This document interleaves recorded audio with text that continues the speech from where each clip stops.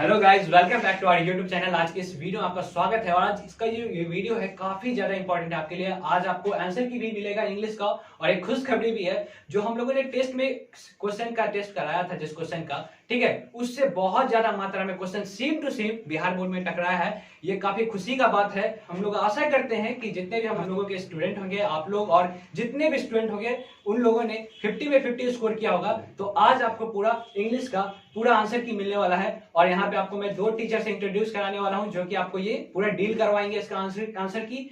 और आप अपना क्वेश्चन मैच करिएगा कि आपने कितना सही किया और कमेंट करिएगा जरूर कि आपने कितना सही किया है। तो मैं पहले आपको इंट्रोड्यूस कराना चाहूंगा एमके सर से। तो आइए सर, एमके सर, ये आपको ग्रामर का पूरा सेक्शन कंप्लीट कराएंगे। और है एक एके सर, आइए आप बुक का सेक्शन पूरा कंप्लीट कराने वाली ये दोनों sir. Good evening guys, hope करता हूं कि आपका एग्जाम बहुत ही बढ़िया गया होगा और आप लोग कमेंट करके बताइएगा कि आपका कितना सही होता है। तो ग्रामर सेक्शन का जो भी क्वेश्चन होगा सब एमके सर आपको सॉल्व करेंगे और टेक्स्ट बुक के सारे क्वेश्चंस को मैं सॉल्व करके आपको बताऊंगा। तो चलिए शुरू करते हैं क्वेश्चन नंबर 1 से और मैं एमके सर को दे रहा हूं माइक, अब वो आपको डील करेंगे। सबसे पहले हम थैंक्स बोलना चाहेंगे उन बच्चों को जो बच्चे हमारे ऑफलाइन बैच में पढ़ते हैं। हेलो गाइस, सबसे पहले हम आपको ये बता दें कि आज हम पूरा ग्रामर सेक्शन डील करेंगे। ये जो एग्जाम हुआ है, आज के दिन की बात कर रहे हैं, 3 तारीख को, 3 फरवरी की बात कर रहे हैं। आज एग्जाम हुआ है इंग्लिश का, जो आर्ट्स का हुआ है, और कल फर्स्ट सीटिंग है कॉमर्स और साइंस का एग्जाम है। तो उसका जो आंसर की होगा आज हम लोग पूरा डिस्कस करेंगे। और जो भी बच्चे कल एग्जाम देने के लिए जा रहे हैं, कॉमर्स और साइंस वाले, जिनका इंग्लिश से 100 मार्क्स का, वो क्या करे, इस वीडियो को पूरा शुरू से लेकर के लास्ट तक देखिए, क्योंकि उनके एग्जाम में जो क्वेश्चन आएगा ना, लगभग में इसी के जैसा आएगा। तो आपके लिए ये वीडियो बहुत ज्यादा हेल्पफुल हो जाएगा। हाँ, एक और बात, जो हमारे ऑफलाइन वाले बच्चे हैं जो क्लास में बैठते हैं, तो उनसे भी अनुरोध है कि वीडियो को देख लें, क्योंकि हो सकता है उनके एग्जाम के लिए भी इंपॉर्टेंट हो, क्योंकि उनको सारा आइडिया पहले ही मिल चुका है। लेकिन जो बच्चे क्लास नहीं ले रहे हैं, ऑनलाइन के बच्चे की बात कर रहे हैं, तो वो बच्चे इस वीडियो को देख करके अपने एग्जाम में बैठ करके जो भी नंबर होगा उसको इंप्रूव कर सकते हैं। तैयारी तो आपका पहले से अच्छा खासा हो गया होगा, लेकिन फिर भी एक होता है ना प्रैक्टिस। अब इसको प्रैक्टिस समझ करके अच्छे से एक बार देखें और क्वेश्चन को बनाने का भी कोशिश करेंगे। ऐसा नहीं है कि क्वेश्चन को बनाएंगे ही, हम आपको एक्सप्लेनेशन ही बताएंगे और आंसर ही बताएंगे, लेकिन आपको खुद से भी क्वेश्चन बना के घर पे प्रैक्टिस करके देखना है, ताकि कल आप एग्जाम देने के लिए जाइए, एग्जाम में बैठिएगा तो आपको कोई क्वेश्चन ऐसा ना लगे कि पूछा हुआ क्वेश्चन नहीं है, या कुछ नया क्वेश्चन भी पूछा जाएगा तो आपको ऐसा ना लगे कि क्वेश्चन कुछ न्यू वैरायटी या क्वेश्चन उठा करके पूछ दिया गया है। तो चलिए बिना देर के हम लोग इस वीडियो को स्टार्ट करते हैं। आइए हम लोग स्टार्ट करते हैं। शुरू से आराम से स्टार्ट करेंगे, पूरा एक्सप्लेन करेंगे एक एक क्वेश्चन को। ये जो सेट है हमारा इंग्लिश का है और आई सेक्शन का है, ठीक है। स्टार्ट करते हैं। सबसे पहला क्वेश्चन देखते हैं आपके एग्जाम में क्या पूछा गया। आज के एग्जाम में सिनोनिम्स पूछा गया। सिनोनिम का मतलब होता है समानार्थक, समान अर्थ वाला जो होता है हिंदी में। इंग्लिश में सिनोनिम्स आपको देख के पकड़ना पड़ेगा। जैसे आपको एनुअल का पूछा है, तो एनुअल का जो समानार्थक होता है, सिनोनिम्स होता है, वो आपको याद करके जाना पड़ेगा। तो हम बता देते हैं कि एनुअल का समानार्थक क्या होता है, वो आपको ईयरली होता है। ऑप्शन नंबर डी इसका सही आंसर हो जाएगा। आइए देखते हैं क्वेश्चन नंबर सेकंड को। Question number second, let a doctor be sent for. ये आपको वॉइस से क्वेश्चन पूछा गया। जैसा कि आज हम एक वीडियो अपलोड किए थे 12 बजे के आसपास में, बोले थे बड़ा मस्त करके वीडियो है, उसमें से लगभग में क्वेश्चन पूछा गया। उसमें जो क्वेश्चन ही पूछा गया, वो जो एक्सप्लेनेशन हम किए थे, उसमें बहुत सारा ट्रिक बताए थे। उस ट्रिक से क्वेश्चन आपके एग्जाम में पूछा गया, तो वहीं से वॉइस का क्वेश्चन पूछा गया। वॉइस में ट्रिक बता चुके हैं। ये एक्टिव और पैसिव का क्वेश्चन है। कहने का मतलब वॉइस का 2 टाइप होता है, एक एक्टिव और एक पैसिव। तो आपको क्या कहा गया कि इसका एक्टिव बनाना है, ये आपको पैसिव दिया गया है, और आपको क्या पूछा है एक्टिव बना करके दिखाइए। तो आपको थोड़ा सा बात याद रखना पड़ेगा कि पैसिव लेट कब बनता है। तो लेट कब पैसिव में आता है वो देखिए पहले। जब क्वेश्चन आपका ऑर्डर वाला आएगा, समझ लीजिए आराम से, ऑर्डर का बात होगा तब लेट से बनाते हैं। ये ऑर्डर किस में जाता है, तो इंपरेटिव सेंटेंस में जाता है। इंपरेटिव को पहले समझिए अच्छे से। इंपरेटिव का बात करेंगे तो इंपरेटिव में 3 तरह का सेंटेंस निकल के आता है। एक आएगा आपका ऑर्डर वाला, दूसरा आएगा आपका रिक्वेस्ट वाला, और तीसरा आपका आएगा एडवाइस वाला, और एक और निकल के आता है, लेट वाला। तो लेट वाला क्वेश्चन भी इंपरेटिव कराता है, ऑर्डर वाला भी इंपरेटिव कराएगा, रिक्वेस्ट वाला भी इंपरेटिव कराएगा, और एडवाइस वाला भी क्या कराएगा, इंपरेटिव कराएगा। लेकिन यहाँ जो क्वेश्चन आपका पूछा गया, let a doctor be sent for, ये क्वेश्चन आपको ऑर्डर वाला से उठा के पूछ दिया गया। ऑर्डर का कॉन्सेप्ट क्या है वो समझिए। ऑर्डर का जब क्वेश्चन बनाना होगा तो कुछ नहीं करना, पहले आपको वर्ब का फर्स्ट फॉर्म रखना पड़ेगा, और उसके बाद आपको ऑब्जेक्ट रखना होगा, ये अदर वर्ड रखना पड़ेगा। बस देख लीजिए किसमें वर्ब का फर्स्ट फॉर्म है और किसमें अदर ऑब्जेक्ट है, या अदर वर्ड्स भी हो सकता है। दोनों में से जो होगा वो आंसर हो जाएगा। यह दिख रहा होगा आपको, ऑप्शन नंबर सी में देखिए पहले क्या है, वर्ब का फर्स्ट फॉर्म है, उसके बाद क्या है आपको अदर वर्ड्स है, बस आंसर हो जाएगा। इसका आंसर हो जाएगा ऑप्शन नंबर सी। आप अच्छे से क्वेश्चन को देख करके जाए ताकि आपके कल के एग्जाम के लिए बहुत हेल्पफुल हो सके ये वीडियो।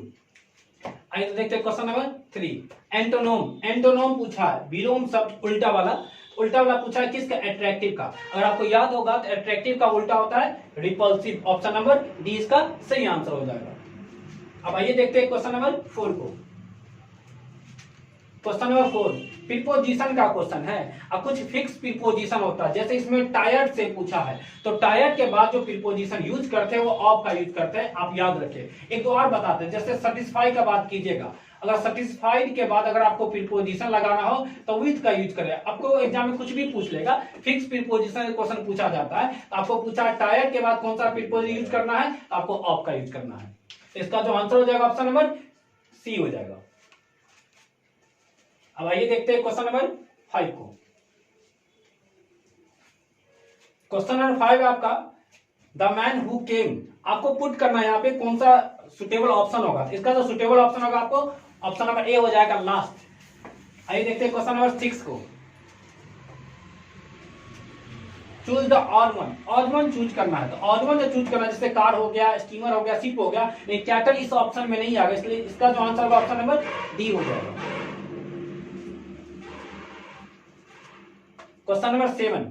क्वेश्चन नंबर 7 आपका क्या, इसमें भी चूज द करेक्ट करना है, कौन सा करेक्ट है इसका आंसर। कर a teacher needs to discuss in the class as it. अब इट के साथ पुट करना है, तो बस इट के साथ ये देखिए कि वर्ब का पहला पुट करते हैं कि वर्ब का पांचवा पुट करते हैं। तो वर्ब का क्या पुट करते हैं, पहला पुट करते हैं, इसलिए इसका आंसर जो होगा ऑप्शन नंबर ए होगा।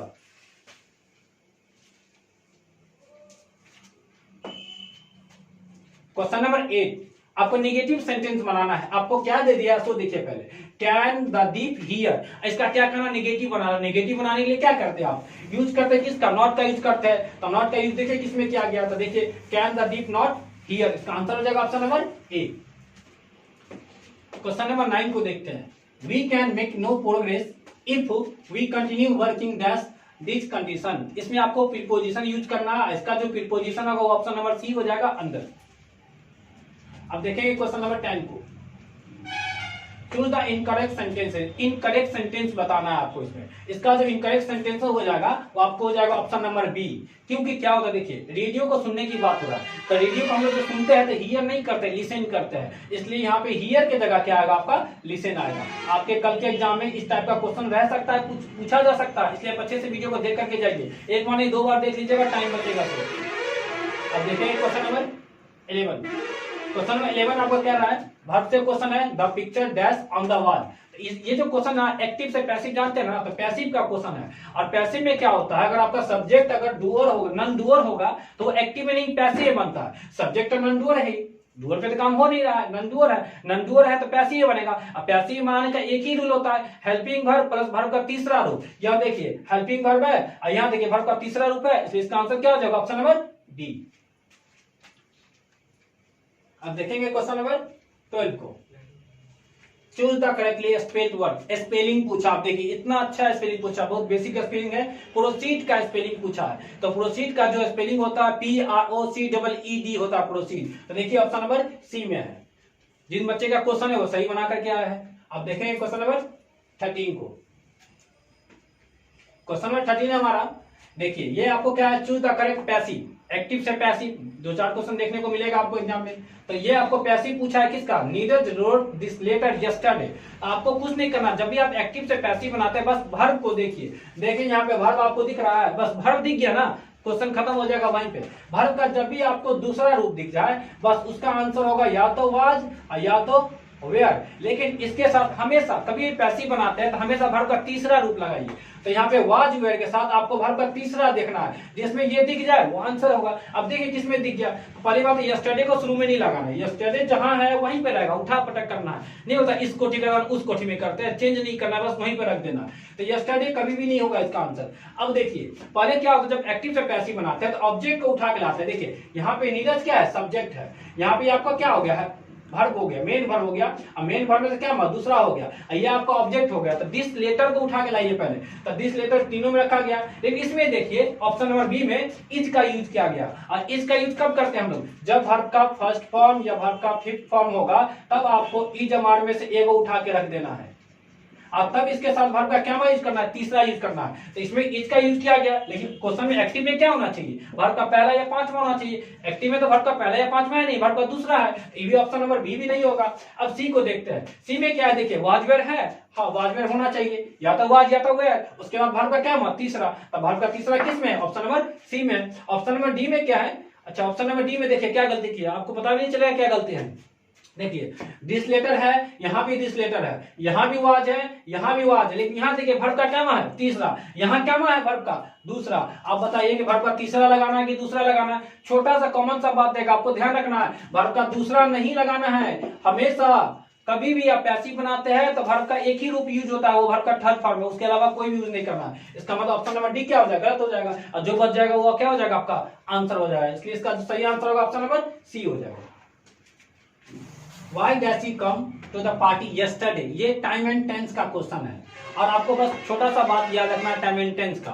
अगर आपको टाइम एंड टेंस का क्वेश्चन है तो वर्ब सेट करना है, लेकिन वर्ब जो सेट करना है टाइम का हिंट देता है, उसको कैच करना है आपको। तो देखिए यस्टरडे दे दिया, और कभी भी आपके एग्जाम में यस्टरडे दे दे, आप पूछे कौन सा वर्ब सेट करना है, तो कोई पास्ट वाला उठा के रखना है। तो देखिए पास्ट वाला कौन सा होगा, तो पहली बात ये तो होगा प्रेजेंट का होता है, हैजर है प्रेजेंट का होगा, मतलब ये होगा नहीं। स्टूडेंट क्या होता है, मॉडल्स होता है, इसका भी यूज नहीं करना है। उसके बाद देखिए डिड उड़न, ये भी मॉडल्स का होता है, इसका भी यूज नहीं करना है। मतलब जो बच जाएगा क्या होगा, आंसर होगा। इसका मतलब किसका यूज करना है, डिडंट का यूज करना है। डिडंट क्या है, वर्ब का सेकंड फॉर्म होता है। वर्ब का क्या हुआ, यहाँ लिख देते हैं, यस्टरडे के साथ हमेशा वर्ब का क्या फॉर्म यूज करना है, सेकंड फॉर्म यूज करना है। इसलिए इसका जो आंसर हो जाएगा ऑप्शन नंबर बी हो जाएगा। अब हम डिस्कस करेंगे क्वेश्चन नंबर 15 को। आइए अब देखते हैं क्वेश्चन नंबर 15 को। क्वेश्चन नंबर 15 में आई विश डैश, सॉरी फिर से बोलना ही पड़ेगा।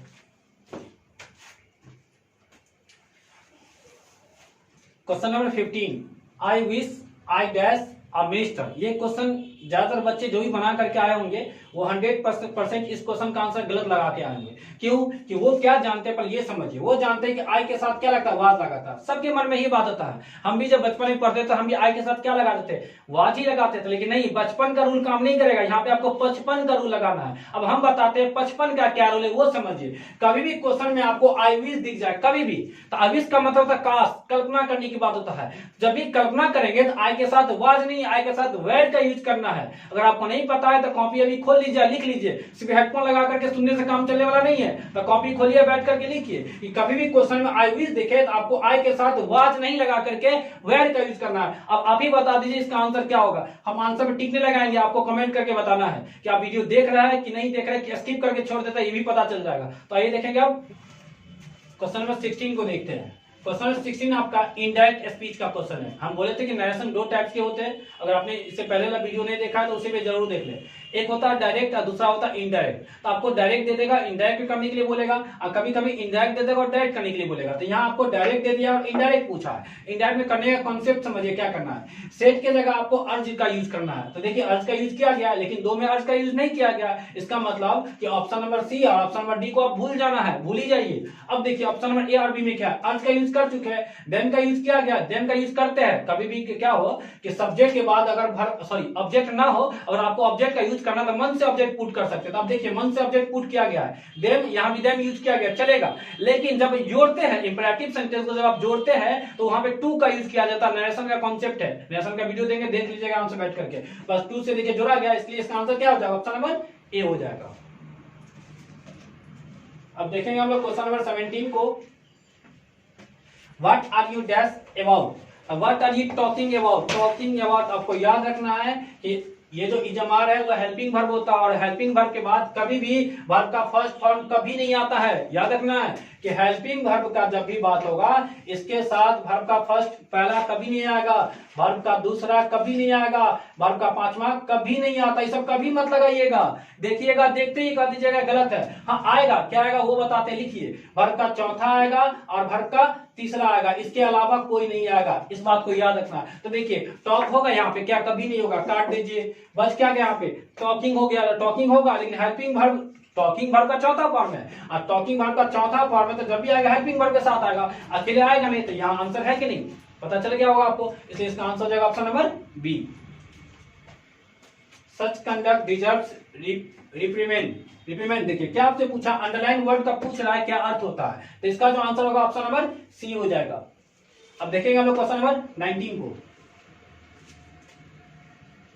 This is a kilo dash rice for you. ये प्रीपोजिशन का क्वेश्चन है और फिक्स प्रीपोजिशन का क्वेश्चन है, इसलिए इसका जो आंसर होगा ऑप्शन नंबर ए हो जाएगा of. This is a kilo of, हटा दिया क्या क्वेश्चन, लगा के रखिए। This is a kilo of rice for you, 1 kilo चावल आपके लिए है। अब देखिए क्वेश्चन नंबर 20 को।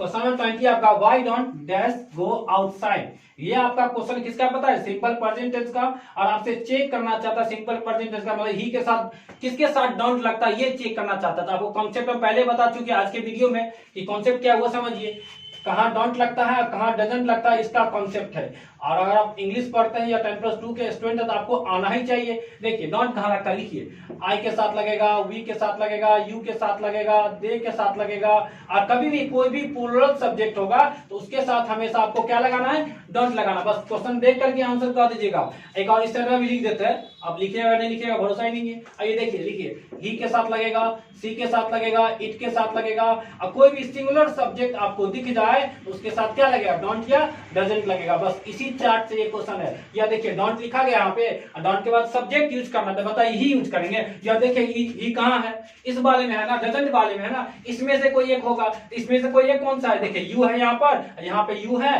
बस आंसर मिल गया होगा आपको। अब देखेंगे हम लोग क्वेश्चन नंबर 21 को। क्वेश्चन नंबर 21, क्वेश्चन नंबर 21 आपका डिग्री का क्वेश्चन है। डिग्री का कॉन्सेप्ट आपको पहले से पता होगा, नहीं पता तो लिखिए डिग्री का क्या कॉन्सेप्ट होता है। डिग्री 3 टाइप का होता है, एक होगा पहला आपका पॉजिटिव, दूसरा आपका होगा कंपैरेटिव, और तीसरा आपका होगा सुपरलेटिव। पॉजिटिव डिग्री कभी भी अपने पहले आर्टिकल्स नहीं लेता, कभी भी। अगर पॉजिटिव डिग्री का बात होगा इसके पहले कभी भी आप आर्टिकल्स नहीं लगाइएगा।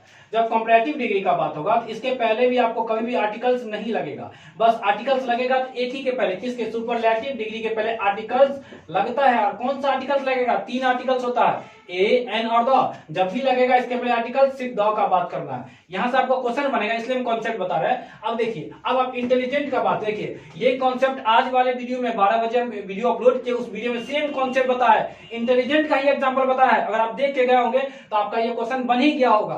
देखिए इंटेलिजेंट का क्या कॉन्सेप्ट है। जब इंटेलिजेंट होता है पहला पॉजिटिव डिग्री, इसका जो कंपैरेटिव होगा वो आपका होगा मोर इंटेलिजेंट, मोर के साथ सेट करते हैं। और तीसरा जो आपका हो जाएगा, ये सुपरलेटिव डिग्री की बात करते हैं, इसमें मोस्ट का यूज करते हैं, मोस्ट इंटेलिजेंट आपका हो जाएगा।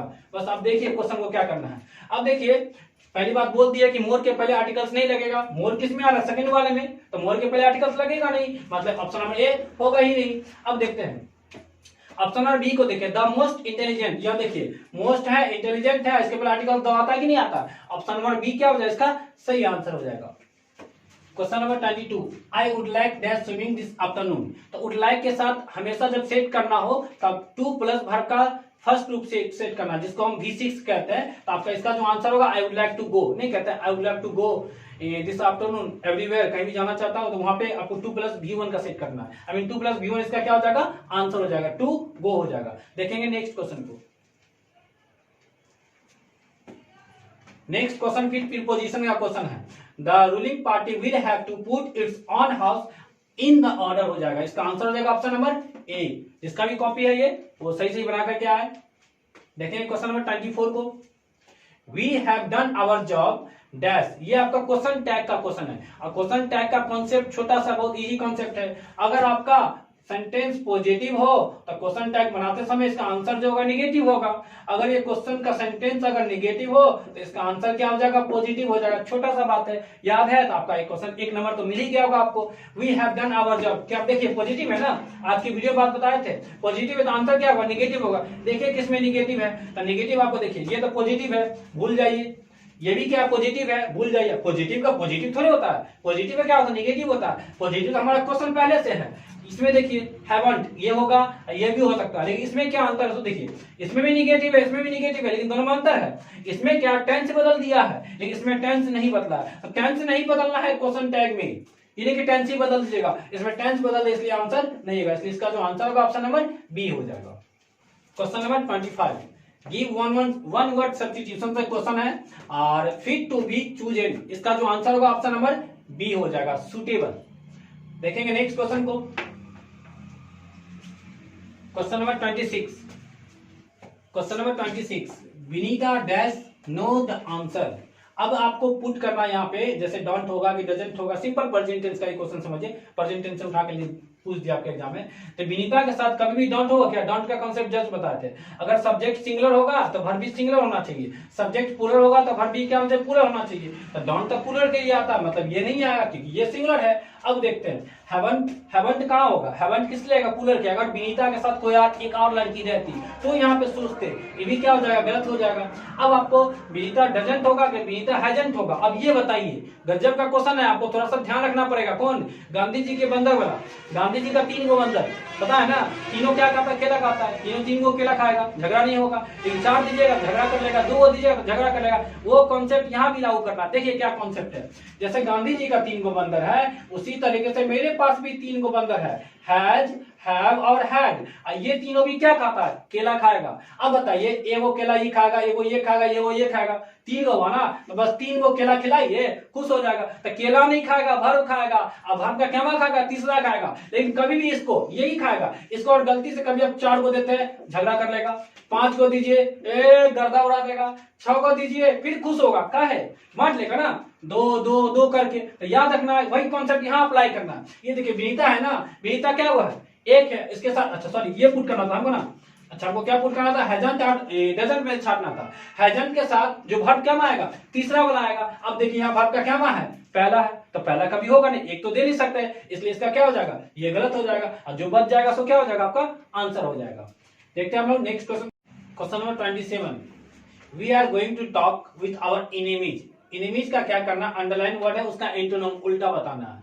तो एनिमीज का जो उल्टा होता है वो फ्रेंड्स हो जाएगा, आपको पता ही होगा, इसका आंसर हो जाएगा ऑप्शन नंबर बी। अब लोग देखेंगे नेक्स्ट क्वेश्चन को, क्वेश्चन नंबर 28, क्वेश्चन नंबर 28 फिर आपका नरेशन का क्वेश्चन है। कितना बार नरेशन पूछता है पता नहीं, क्या पूछना क्या चाहता है आपसे, आइए देखते हैं, फिर सॉल्व तो करना ही पड़ेगा ना। इनडायरेक्ट नरेशन पूछा आपसे, मतलब ये डायरेक्ट है, इसका क्या कहना इनडायरेक्ट। अब बहुत इजी क्वेश्चन पूछा, पहला चैप्टर नरेशन का बुक अगर खोलिएगा तो पहला चैप्टर आपको यही मिलेगा, इसके अलावा कुछ मिलेगा नहीं, आप खोल करके देख लीजिएगा, अगर आपको बिलीव नहीं हो रहा तो। क्वेश्चन बनाने का तरीका देखिए, आप बहुत सारे बच्चे इसमें गलती भी क्यों होंगे हमको पता है, कॉन्सेप्ट समझिए क्या है। अगर यहाँ पे जो वर्ब है, सबसे पहले वर्ब को देखिए, ये वर्ब अगर simple present, sorry simple present छोड़िए, प्रेजेंट में है ना, ये अगर वर्ब प्रेजेंट या फ्यूचर का हो तो कभी भी टेंस नहीं बदल दीजिएगा, इस बात को आपको ध्यान रखना है। ये अगर पास्ट का होगा तो टेंस भी बदलेगा, लेकिन ये अगर प्रेजेंट या फ्यूचर का होगा तो टेंस नहीं बदलेगा। अब देखिए कि टेंस बदला है क्या किसी में, तो देखिए हाँ बदला है, या यहाँ देखिए ये तो उल्टा पुल्टा कर ही दिया, ये तो हटा दीजिए पहले। एक बात और समझिए, ये जो इन्वर्टेड कॉमा है, अगर पॉजिटिव रहेगा सेंटेंस अफर्मेटिव जिसको कहते हैं, तो उसमें क्या होता है, इन्वर्टेड कॉमा के बदले में डैट का यूज करना है। अब देखिए किसमें डैट का यूज किया गया है, तो इसमें डैट का यूज किया गया, इसमें डैट का यूज किया गया, इसका मतलब ये क्या हो जाएगा, गलत हो जाएगा। अब देखते हैं ऑप्शन नंबर ए और ऑप्शन नंबर बी में से कौन सा सही है। यहाँ पे the teacher says that rose smells sweet है, इसमें देखिए the teacher says that rose smell, देखिए वर्ब बदल दिया ना, टेंस नहीं बदलेगा। अगर यहाँ पे प्रेजेंट और फ्यूचर रहेगा तो टेंस नहीं बदलना है। हाँ यहाँ पे अगर पास्ट रहता, कोई भी पास्ट, जैसे सेज का पास्ट क्या होता है, सेज होता है, पास्ट रहेगा तो ये टेंस बदलता, ये स्मेल का स्मेल होता, इसलिए ऑप्शन नंबर बी भी नहीं होगा। जो बच जाएगा वो हमारा क्या हो जाएगा, आंसर हो जाएगा। अब देखेंगे नेक्स्ट क्वेश्चन को, स्पेलिंग पूछा है, किसका स्पेलिंग पूछा है, कन्फेस का स्पेलिंग पूछा है। तो कन्फेस का स्पेलिंग होगा CONFESS, देख लीजिए किसमें, ऑप्शन नंबर सी में। अब भाई देखते हैं नेक्स्ट क्वेश्चन को, question number 30, miss Eliza speaks dash Chinese. आपको आर्टिकल्स लगाना है, तो आर्टिकल्स का थोड़ा सा बात पता है तो बन गया होगा क्वेश्चन आपसे। देखिए आर्टिकल्स में क्या है, आप कुछ बच्चे क्या किए होंगे, इसमें चाइनीज है तो लोग चौ समझ करके ए लगा दिए होंगे, लेकिन ए नहीं लगेगा इसमें, और एन तो ऑटोमेटिक नहीं लगेगा, और दो भी नहीं लगेगा। क्यों नहीं लगेगा वो समझिए, इसका आंसर ऑप्शन नंबर डी होगा। क्यों होगा वो समझिए, क्योंकि चाइनीज क्या एक भाषा है, जैसे हम लोग भाषा का पहले किसी भी लैंग्वेज के पहले आर्टिकल्स का यूज नहीं करते। हम लोग कभी बोलते हैं क्या कि आई स्पीक द इंग्लिश, कभी नहीं बोलते, आई स्पीक इंग्लिश बोलते हैं। तो वही कह रहा है miss Eliza speaks the Chinese होगा, नहीं सीधे चाइनीज होगा, मतलब इसका आंसर है option number D, no article. Option number 30, question number 30, option number 30 नहीं, I will meet him dash the way, इसमें प्रीपोजिशन सेट करना है तो ऑन द वे होता है। ऑप्शन नंबर ए आंसर हो जाएगा। देखते हैं नेक्स्ट क्वेश्चन को, क्वेश्चन नंबर 32। ये कॉम्बिनेशन का क्वेश्चन है, मतलब जोड़ना है, ज्वाइन करना है। He labours hard he has to survive, इसका जो आंसर होगा आपको he labours hard to survive, option number D हो जाएगा। Question number 33, I dash to drive that car. अब देखिए यहाँ पे समझिए क्या है, यहाँ पे टू का यूज किया गया है, इसका मतलब दोबारा दो बार तो टू आएगा नहीं, कभी भी दो प्रीपोजिशन एक साथ नहीं लिखते हैं, तो यूज टू तो होगा नहीं, इसको भूल जाइए। अब देखते हैं ऑप्शन नंबर बी को। अब क्या है, मॉडल्स है, देखिए कैन क्या है, मॉडल्स है, विल क्या है, मॉडल्स है। और जब मॉडल्स क्या होता है, कॉन्सेप्ट समझिए, मॉडल्स क्या होता है, कभी भी मॉडल्स का बात होगा तो मॉडल्स अपने बाद कभी भी टू नहीं लेता है, और जब भी लेगा ये वर्ब का फर्स्ट फॉर्म लेगा, इसके अलावा कुछ नहीं लेगा।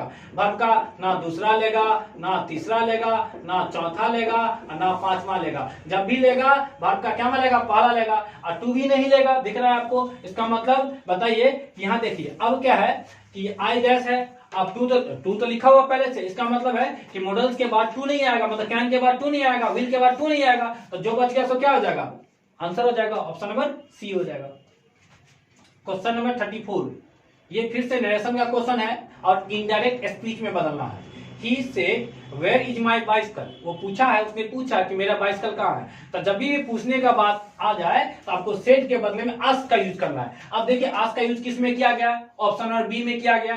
अच्छा, उसके बाद देखिए कि वेयर इज माई बाइसिकल को क्या करना, सीधा कर देना। जैसे वेयर इज माई बाइसिकल है तो वेयर हिज बाइसिकल वाज हो जाएगा, क्यों हो जाएगा सर समझिए। यहाँ पे देखिए ये कौन पर्सन है, फर्स्ट पर्सन है, और फर्स्ट पर्सन बदलेगा किसके अनुसार, तो सब्जेक्ट के अनुसार। सब्जेक्ट में देखिए क्या ही है, इसलिए ही क्या हो जाएगा, ही हो जाएगा यहाँ पे, इसलिए ही का यूज किया गया। और टेंस भी बदलता है, क्योंकि यहाँ पास्ट है ना, प्रेजेंट और फ्यूचर यहाँ रहता है तो टेंस नहीं बदलते, लेकिन यहाँ अगर पास्ट होगा तो टेंस क्या होगा, बदल जाएगा, मतलब इसके बदले में क्या हो जाएगा, वाज हो जाएगा। तो देख लीजिए, इसलिए इसका जो आंसर होगा ऑप्शन नंबर बी हो जाएगा।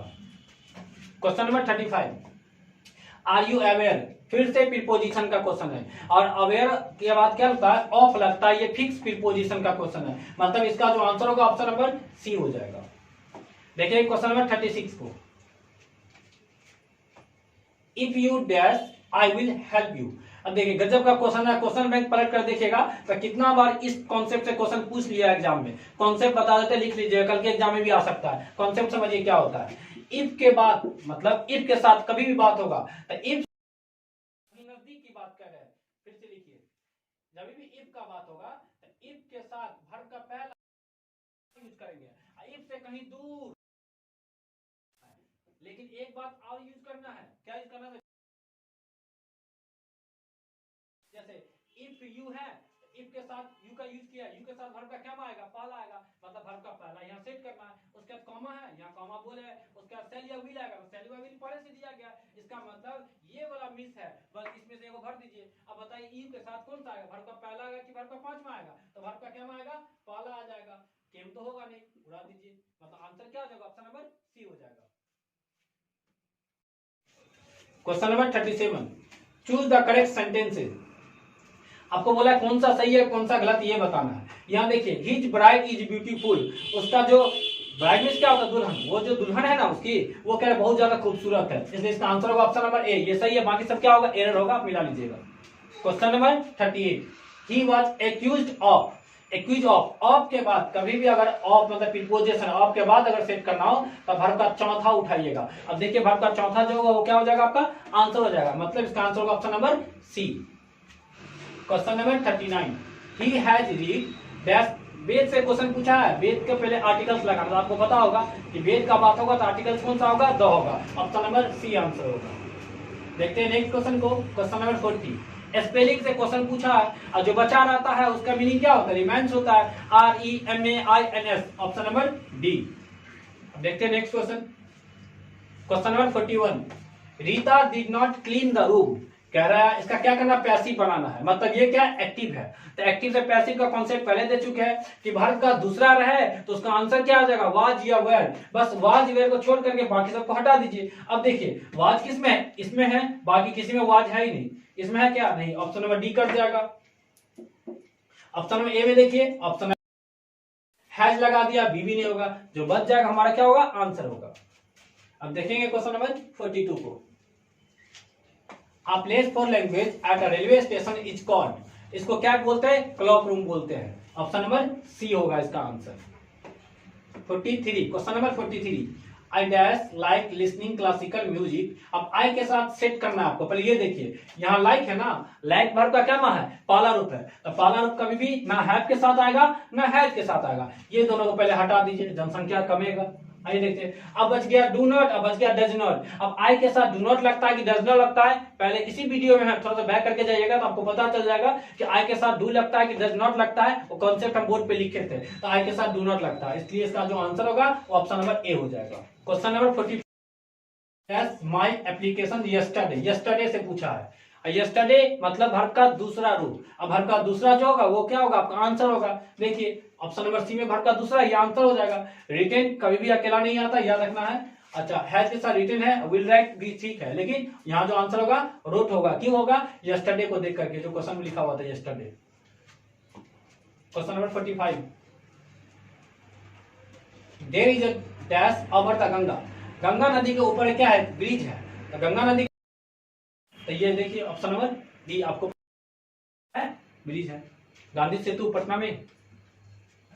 Question number 46, I saw to cross. फिर भी आपका वर्ब का क्वेश्चन है। जब दोबारा अगर वर्ब लगाना हो आपको, एक वर्ब के बाद दोबारा वर्ब लगाना हो, जेरंट नहीं कहते हैं, तो आपका इसका जो आंसर हो जाएगा ऑप्शन नंबर बी हो जाएगा, प्लेइंग। जेरंट का क्वेश्चन है। Question number 40, is dash of me. आप ऑफ लगाना है किसके बाद? कौन से प्रीपोजिशन, सॉरी कौन सा ऑफ जो प्रीपोजिशन है वो किसके बाद लगता है? तो जेलस के बाद लगता है। जेलस का मतलब जलना। कहना चाह रहा है कि he is dash of me, मतलब ही जेलस ऑफ मी, वह मुझसे जलता है। इसका आंसर हो जाएगा option number B. Question number 40, daylight dash away, तो डे लाइट फेडेड अवे होता है। ऑप्शन नंबर ए इसका सही आंसर होगा, मिला लीजिएगा। क्वेश्चन नंबर 49, आपको 4 ऑप्शन दिया गया जिसमें से एक सही है और 3 क्या गलत है। आपको पकड़ना है, छोटा छोटा बात होगा, आपको देख करके पकड़ लेना है कौन सा सही है और कौन सा क्या है गलत है। पहला देखते हैं, junior employees need advice from their bosses. इसमें क्या आर्टिकल से नहीं दिया गया, यहाँ पे एडवाइस के पहले क्या होता है? आर्टिकल से आता। मतलब ऑप्शन नंबर ए क्या होगा आपका? गलत है। ठीक है, सेकेंड को देखते हैं, junior employees need and advice from their bosses now and then. ये आपका सही लग रहा है, ये सही है, लेकिन आपका नीचे का 2 चेक करना, उसके बाद सही होगा। Junior employees need and advice, यहाँ देखिए एडवाइस का स्पेलिंग चेंज है, ADVIC है, यहाँ पे ADVIC है, ये आपका क्या हो जाएगा? गलत हो जाएगा। ऑप्शन नंबर डी में क्या है? एम्प्लॉयज, मतलब यहाँ प्लूरल किया गया, तो प्लूरल के साथ वर्ब भी प्लूरल आएगा ना, तो नीड से नहीं नीड होगा, मतलब ऑप्शन नंबर डी क्या होगा? गलत है। ऑप्शन नंबर बी क्या हो जाएगा? सही आंसर होगा। Question number 50, he said something I did not here it. उसने कुछ कहा था लेकिन मैं सुना नहीं था। तो इसका देखिए, I did not here what he said, उसने क्या कहा हम सुने ही नहीं। कॉम्बिनेशन का क्वेश्चन था। ऑप्शन नंबर सी क्या हो जाएगा? आंसर हो जाएगा। Question number 51, one man's trash is another man's. जो एक मैन दूसरे को ट्रैश करता है उसका आंसर हो जाएगा treasure. Option number B. Question number 52, smallpox has been eradicated. फिर आपको प्रीपोजिशन सेट करना है, और यहाँ पे जो होगा ना फ्रॉम इंडिया होगा। ऑप्शन नंबर बी आपका आंसर हो जाएगा। देखते हैं क्वेश्चन नंबर 53 को। चूज द स्पेलिंग से क्वेश्चन है, स्पेलिंग किसका? एथिस्ट का। तो ATHIEST atheist. Option number D हो जाएगा, नास्तिक होता है ना उसी को एथिस्ट कहा जाता है। अब देखेंगे नेक्स्ट क्वेश्चन को। क्वेश्चन नंबर 54, फ्रेग्रेंस का सिनोनिमस मतलब समानार्थक पूछा है, तो इसका सिनोनिमस कौन सा होगा? ऑप्शन नंबर बी हो जाएगा, aroma. Next question, question number 55, he wants Seema dash the work, तो he wants Seema doing the work होगा। Next question, question number 56, choose the correct sentences. फिर आपको क्या करना है? सही वाला को पकड़ना है, गलती वाला को हटा देना है। The railways will compensate us for the loss, यही आपका क्या हो जाएगा? सही हो जाएगा। बाकी 3 क्या हो जाएगा? गलत हो जाएगा। तो ऑप्शन नंबर ए इसका सही आंसर था। Next question, question number 57, I read the Ramayana. अब इसका क्या करना है? आपको सुटेबल फ्रेज बताना है। इसका जो सुटेबल फ्रेज हो जाएगा आपको ऑप्शन नंबर ए हो जाएगा, narrow escape. Question number 58, you will get the prize dash you deserve it if. ये वाला कॉन्सेप्ट जस्ट बताया ना आपको कि इफ के साथ वर्ब का पहला या पांचवा, और इफ से कहीं दूर चल या वही ऑप्शन है। ऑप्शन नंबर ए इसका क्या हो जाएगा? सही आंसर हो जाएगा। Question number 59, I dash eaten. अब आपको सेट करना, आप देखिए वर्ब का क्या रूप है, तीसरा, और वर्ब का तीसरा किसके साथ आता है, मतलब कौन से हेल्पिंग वर्ब के साथ आता है, या तो हैज, या तो हैव, या तो हैड। अब देखिए हैज और हैव को रखिए, बाकी सबको उड़ा दीजिए। देखिए माइट मॉडल्स है, शुड मॉडल्स है, और मे क्या मॉडल्स है। अब मॉडल्स वर्ब का फर्स्ट फॉर्म लेता है, मतलब ये तीनों हट जाएगा। अब हैव क्या होता है, वर्ब का तीसरा लेता है, तीसरा है यहाँ पे, हैव ईटन हो जाएगा, ऑप्शन नंबर ए हो जाएगा।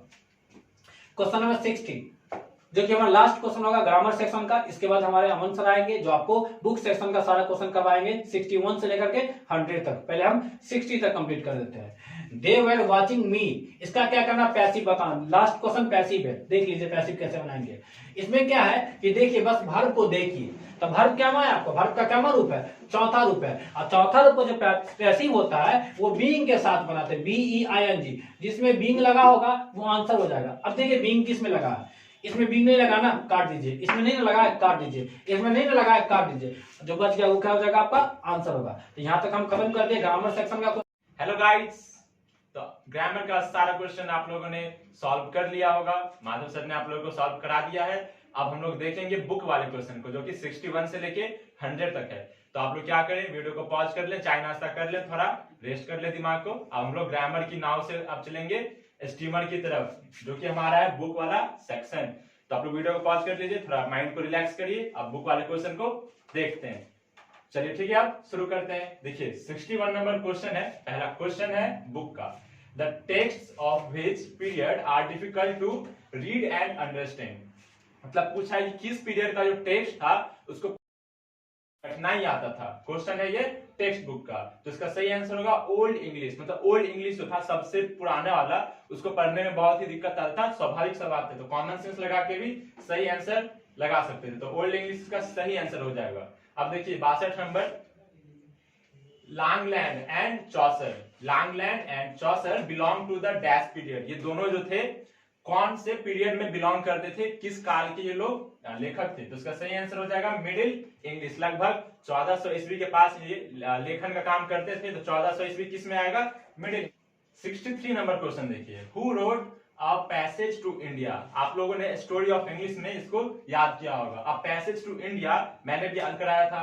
देखिए किस चीज का मतलब किसने लिखा है, तो E.M. फॉर्स्टर। E.M. फॉर्स्टर ने लिखा है a passage to India. India के बारे में वो लिखते हैं।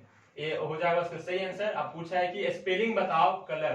कलर हम लोग जनरली यूज करते हैं COLOUR, और यहाँ पे जो दिया है COLOR। कहीं कहीं पे आप लोग भी देखे होगा कि COLOR को ही यूज करता है। तो पूछा है जो ये कलर जो है ये कहाँ पे यूज करता है, is used in.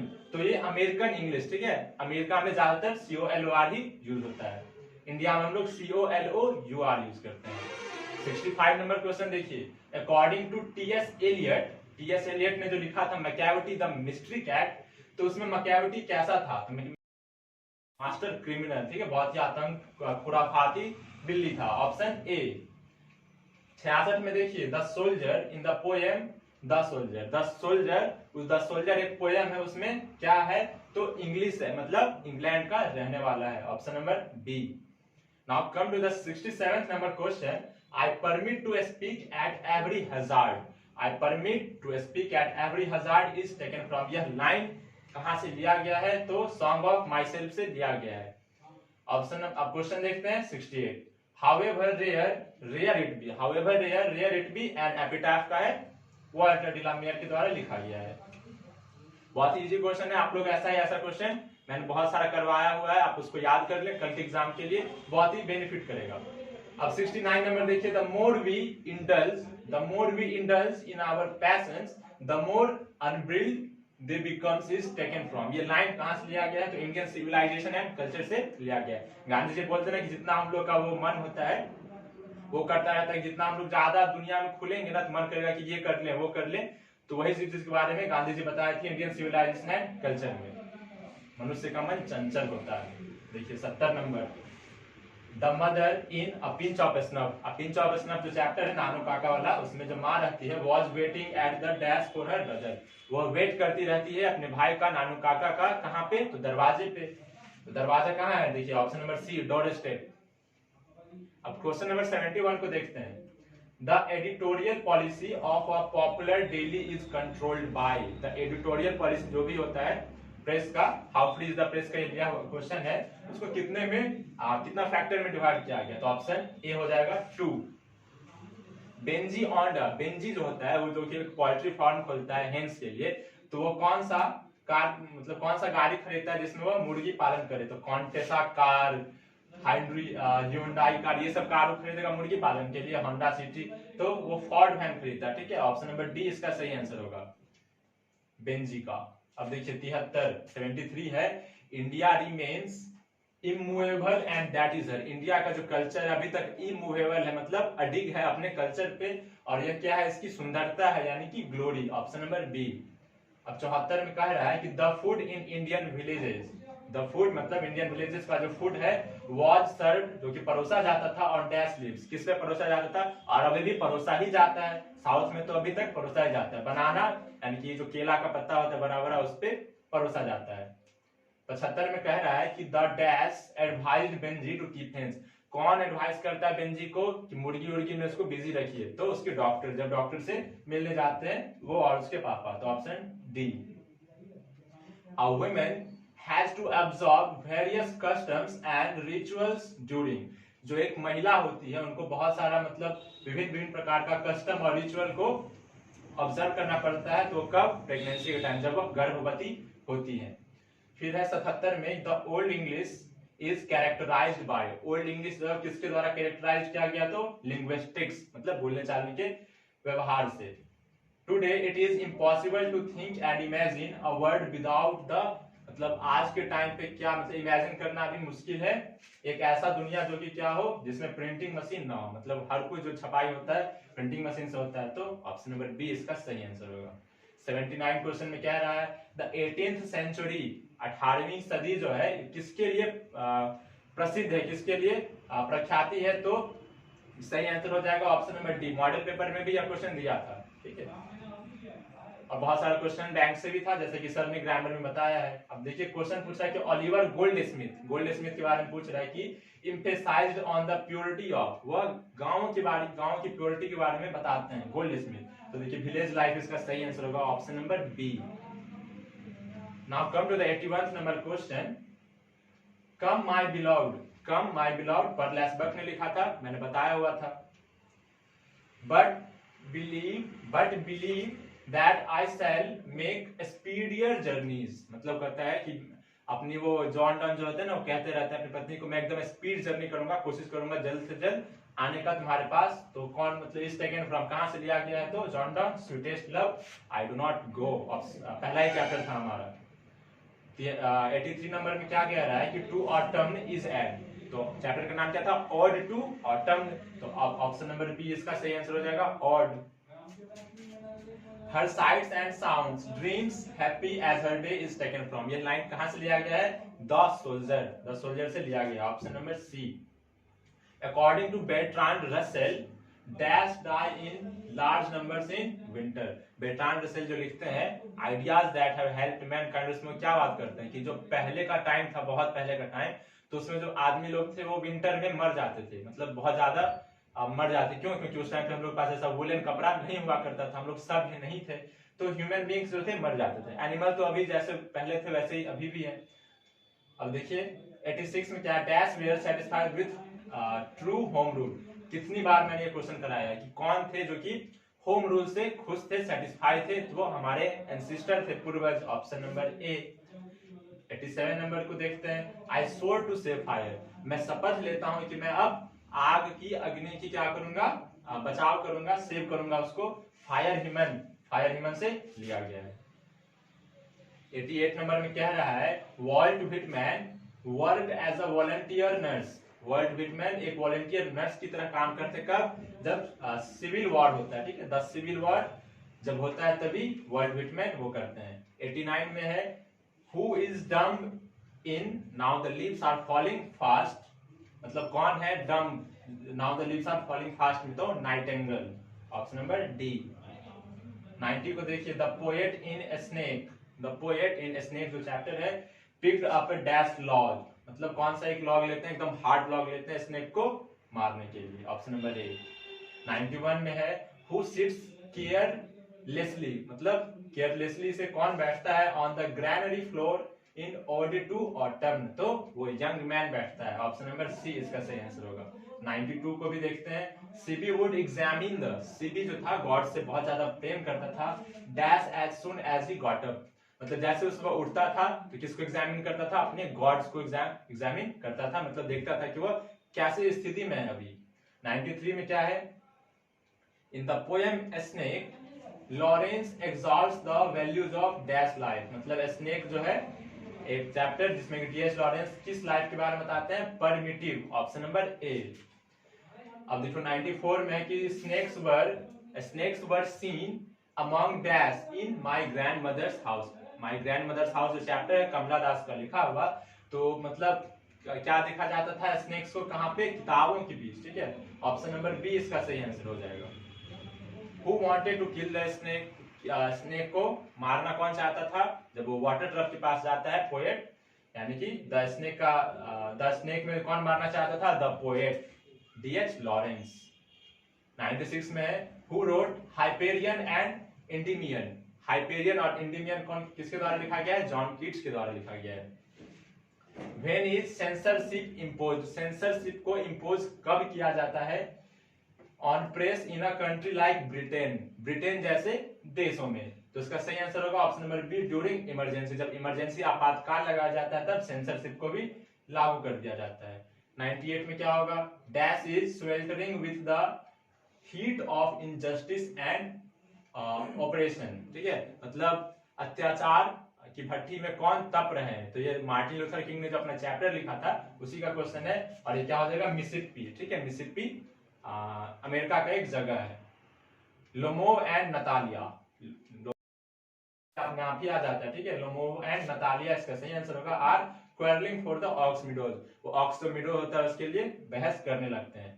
Last question है ये, the type of gods that appeal to Sibi, जो सीबी को ज्यादा अपील करता था वो कैसा रहता था, पेक्यूलर रहता, ठीक है, पेक्यूलियर रहता था। ऑप्शन नंबर बी इसका सही आंसर है। तो गाइड्स ये रहा आपका 100 का 100 आंसर। तो जो जिन्होंने आज एग्जाम दिया था वो कमेंट करके बताएं कि कितना सही हुआ, और जो कल एग्जाम देने वाले हैं उन लोगों के लिए all the best. Thank you so much.